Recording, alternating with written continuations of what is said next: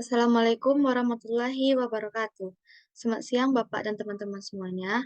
Kami dari kelompok 7 akan mempresentasikan tugas dari SIA dengan materi skema DFC, DFD, DK, dan DPB dalam siklus pengajian. Kelompok kami beranggotakan 2 orang, yaitu saya sendiri, Diana Hanifah, dan juga teman saya, Alicia Dwi Yuli Almirda. Hmm, untuk materi ini terdapat 8 pokok bahasan. Yang pertama yaitu definisi sistem akuntansi pengajian, kedua dokumen pengajian, ketiga tugas dalam siklus pengajian, keempat ada aktivitas dalam siklus pengajian, kelima skema DFC siklus pengajian, keenam skema DFD siklus pengajian, ketujuh ada skema DK siklus pengajian, dan yang terakhir ada skema DPB siklus pengajian. Untuk pokok bahasan pertama, yaitu mengenai definisi sistem akuntansi pengajian. Menurut Galinas, sistem akuntansi pengajian ini merupakan suatu struktur yang berintegrasi untuk menciptakan arus informasi yang mendukung rutinitas pekerjaan dari Departemen Pengajian sendiri, yang mana berfungsi untuk menjaga pencatatan yang berisi data pajak, gaji, tunjangan, serta pelaporan kehadiran, ketepatan waktu, dan pembayaran karyawan untuk pekerjaan yang mereka lakukan. Kedua, yaitu mengenai dokumen pengajian. Yang pertama, yaitu dokumen pendukung perubahan gaji. Dalam dokumen ini terdapat beberapa surat yang dibuat, yaitu ada surat pengangkatan karyawan baru, surat kenaikan pangkat, surat penurunan pangkat, surat pemberhentian sementara dari pekerjaan, surat perubahan gaji, serta surat pemindahan dan lain-lain. Kedua, ada kartu jam hadir, yang mana ini berfungsi sebagai pencatat waktu dalam mencatat jam hadir karyawan. Catatan ini berupa daftar hadir yang biasa dan dapat pula berupa menggunakan mesin pencatatan waktu, seperti penggunaan sidik jari. Ketiga, ada daftar gaji. Daftar gaji ini dokumennya berisi semua jumlah gaji bruto karyawan yang dikurangi dengan PPh pasal 2, utang karyawan, iuran karyawan, dan lain sebagainya. Yang keempat ada rekap daftar gaji. Dokumen ini berisi ringkasan gaji yang pembuatannya sesuai dengan daftar gaji. Distribusi biaya tenaga kerja ini dilakukan oleh fungsi akuntansi biaya dengan eh, daftar rekap daftar gaji. Selanjutnya ada surat pernyataan gaji. Dokumen ini dibuat oleh pembuat daftar gaji bersama dengan pembuatan daftar gaji atau dalam kegiatan terpisah dari pembuatan daftar gaji. Dokumen ini berisi rincian gaji yang diterima oleh karyawan, serta berbagai potongan yang menjadi beban setiap karyawan. Yang keenam ada amplop gaji. Gaji setiap karyawan diserahkan dengan menggunakan amplop gaji. Pada halaman muka amplop berisi informasi mengenai nama, nomor identitas karyawan, dan gaji bersih yang diterima oleh karyawan dalam bulan tertentu. Yang ketujuh ada bukti kas keluar. Dokumen ini adalah perintah pengeluaran uang yang dibuat oleh bagian akuntansi kepada bagian keuangan berdasarkan informasi pada daftar gaji yang diterima dari fungsi pembuat daftar gaji tersebut. Yang ketiga yaitu tugas dalam siklus pengkajian. Yang pertama ada rekrutmen dan perekrutan pegawai baru. Yang kedua ada pelatihan, ketiga ada penugasan pekerjaan, keempat ada kompensasi atau penggajian, kelima ada evaluasi performa kerja, keenam pengeluaran pegawai karena pemberhentian sukarela maupun tidak. Pada kebanyakan perusahaan, dari 6 siklus pengajian ini dibagi menjadi 2 sistem, yang mana pengajian atau kompensasi masuk ke dalam sistem pengajian, serta 5 tugas dari siklus pengajian lainnya masuk ke dalam sistem manajemen sumber daya manusia. Kemudian selanjutnya yang keempat yaitu aktivitas dalam siklus pengkajian. Yang pertama yaitu memperbarui data induk pengajian atau payroll master file. Pembaruan meliputi perekrutan baru, pemberhentian pegawai, perubahan upah atau gaji, dan perubahan gaji karena adanya surat peringatan dan sebagainya. Perubahan dalam pengajian ini harus dilakukan tepat waktu dan dipertimbangkan pada periode pengajian selanjutnya. Kedua, yaitu memperbarui pajak dan pengurangan gaji. Pembayaran pajak dan komponen pengurang gaji tidak hanya berkaitan dengan status pegawai, tetapi juga dengan regulasi yang berlaku dalam pemerintah. Yang ketiga itu memvalidasi data waktu kedatangan dan kehadiran pegawai. Pada sebagian perusahaan, jumlah kehadiran dan waktu kedatangan mempengaruhi gaji serta bonus yang diterima oleh pegawai.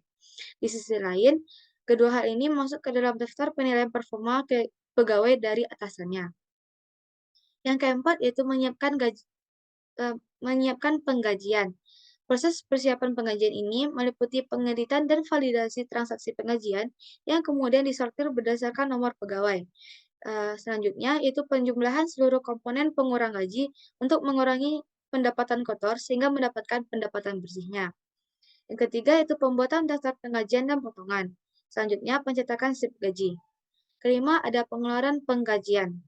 Pada aktivitas ini, pegawai HR harus mengirimkan daftar penggajiannya dan potongan pada Departemen Keuangan untuk mendapatkan persetujuan pengeluaran gaji. Jika disetujui, gaji tersebut akan diproses untuk dicairkan. Keenam, itu penghitungan pajak penghasilan dan potongan gaji pegawai. Perusahaan sebagai pemberi upah harus membayar dan melaporkan pajak penghasilan karyawannya setiap bulan, serta mendaftarkan tenaga kerjanya pada program asuransi pemerintah seperti BPJS Kesehatan dan BPJS Ketenagakerjaan sebagai bagian dari manfaat bekerja di perusahaan. Selanjutnya mengenai skema DFC siklus penggajian akan disampaikan oleh rekan saya. Kepada Alicia dipersilahkan.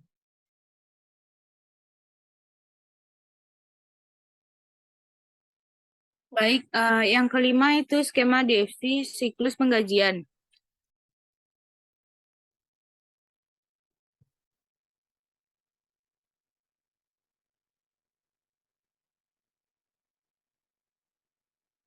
DFC menjelaskan bagaimana kontrol sistem diimplementasikan. Dalam penggajian DFC menunjukkan proses validasi data, penghitungan gaji, verifikasi, dan persetujuan gaji sebelum disalurkan ke karyawan, yang mana ini membantu memastikan bahwa proses penggajian berjalan dengan efisien dan akurat.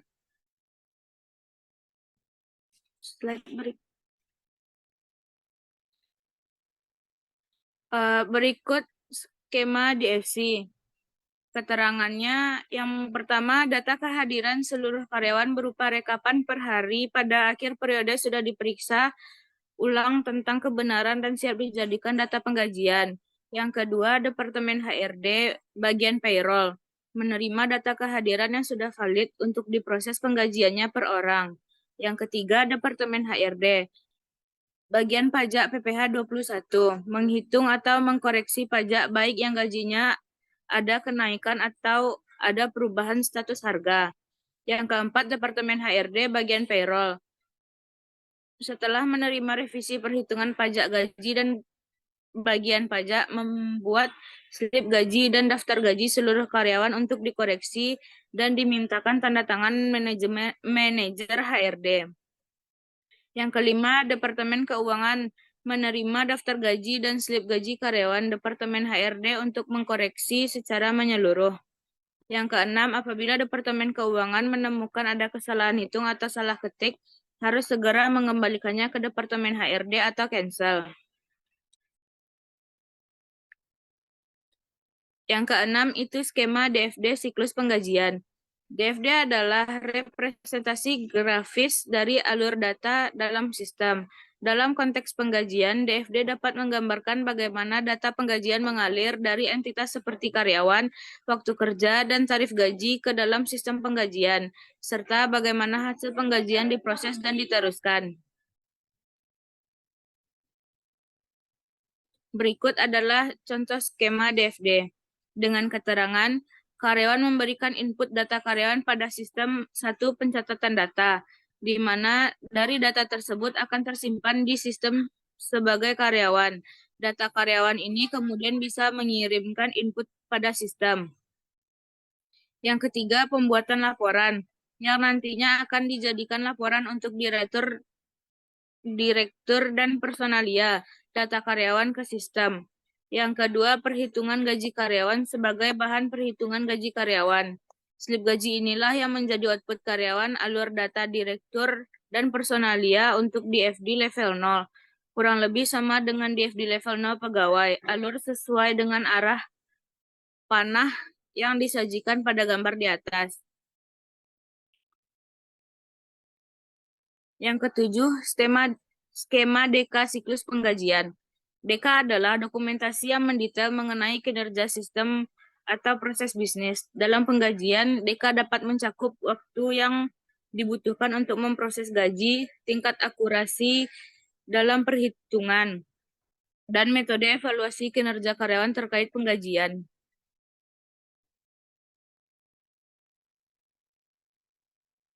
Berikut contoh skema DK. Departemen MSDM memberikan informasi kepada sistem penggajian terkait perubahan gaji yang disebabkan oleh rekrutmen, pemberhentian, atau perubahan tarif gaji. Dari berbagai departemen akan memberikan informasi terkait jam kerja dan daftar kehadiran. Sistem penggajian menyetorkan cek untuk mencairkan gaji yang kemudian akan dikirimkan oleh pihak bank. Setelah cek gaji diterima oleh pegawai, pegawai berhak mengajukan pengembalian dan perubahan terkait potongan, sukarela, dan pajak penghasilan pegawai. Lembaga pemerintah kantor pajak berperan sebagai memberikan tarif dan instruksi kewajiban perpajakan kepada sistem penggajian setelah sistem penggajian melaporkan kewajiban pajak penghasilannya.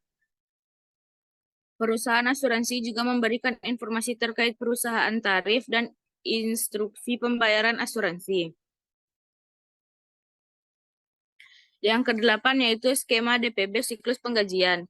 DPB adalah dokumen yang menjelaskan secara rinci bagaimana suatu proses bisnis dijalankan. Dalam konteks penggajian, DPB bisa merinci langkah-langkah dari awal hingga akhir, mulai dari pengumpulan data karyawan, perhitungan gaji, hingga pembayaran gaji pada karyawan. Berikut adalah contoh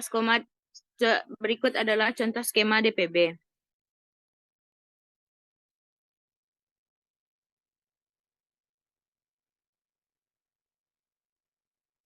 Baik, saya kembalikan kepada moderator. Baik, terima kasih Alicia. Mungkin sekian presentasi dari kelompok 7. Jika kami ada kesalahan dalam pengucapan, kami mohon maaf. Assalamualaikum warahmatullahi wabarakatuh.